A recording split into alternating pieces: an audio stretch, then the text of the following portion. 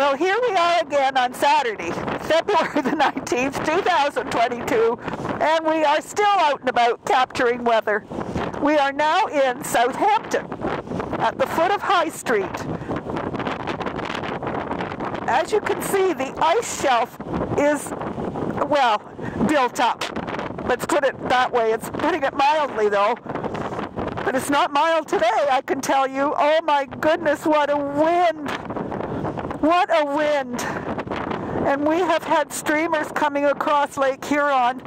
I was just in Port Elgin, which is about 8 kilometers south of Southampton, for all you snowbirds. And I could not see one thing. I had to pull off the road and park in a parking lot for 35 minutes before I could see enough to come home on the highway. Highway 21 is closed from Port Elgin down to, at least Amberley, maybe Godrich by now.